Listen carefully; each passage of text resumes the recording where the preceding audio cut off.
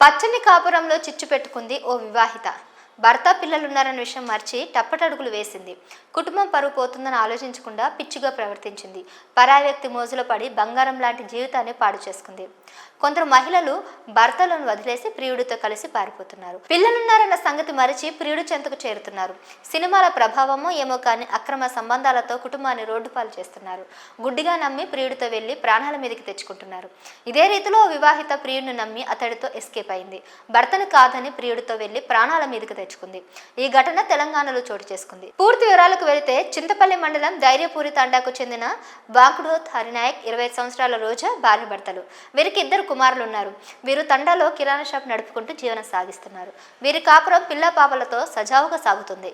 ఈ క్రమంలో 3వ వ్యక్తి వీరి కాపురంలో చిచ్చు పెట్టారు. అదే తండాకు చెందిన వాంకుడోత్ కళ్యాణ్ కొన్ని రోజుల నుంచి రోజాను ప్రేమిస్తున్నానని వెంటపడుతున్నాడు. రోజాకు మాయమాటలు చెప్పి తన వైపు తిప్పుకున్నాడు. ఆమెకు సెల్ ఫోన్ కొనిచ్చి పెళ్లి చేసుకుంటానని కళ్యాణ్ చెప్పాడు. అతడి మాటలు నమ్మిన రోజా గత నెల 26వ తారీఖున అతడితో కలిసి కారులో వరంగల్ పారిపోయారు. ఆ తర్వాత రోజా కుటుంబ సభ్యులు భర్త వాంకుడోత్ హరినాయక్ రోజాను తీసుకెళ్లి కళ్యాణ కుటుంబం సభ్యులతో గొడవకు దిగారు. ఈ విషయం తెలిసి మరుసటి రోజు రోజాను కళ్యాణ్ గ్రామానికి తిరిగి తీసుకొచ్చాడు. ఆ తర్వాత పెద్ద మనుషుల సమక్షంలో పంచాయతీ పెట్టగా రోజా తన భర్త వెంట కాపురానికి వెళ్ళింది.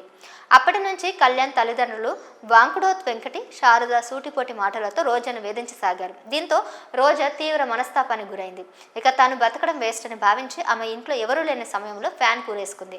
ఇది గమనించిన స్థానికులు రోజాను దేవరకొండ ప్రభుత్వ ఆసుపత్రికి తరలించారు. అక్కడ ఆమె పరిస్థితి విషమించడంతో హైదరాబాద్లోని గాంధీ ఆసుపత్రికి తీసుకెళ్లారు.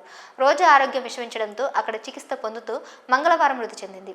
ప్రేమ పేరుతో మోసపోయి తను చాలించింది. మృతురాలి భర్త వాంకుడోత్ హరినాయక్ ఫిర్యాదు మేరకు వాంకుడోత్ కళ్యాణ్ అతడి తల్లిదండ్రులు వెంకట శారదపై కేసు నమోదు చేసి దర్యాప్తు చేస్తున్నట్లు సమాచారం.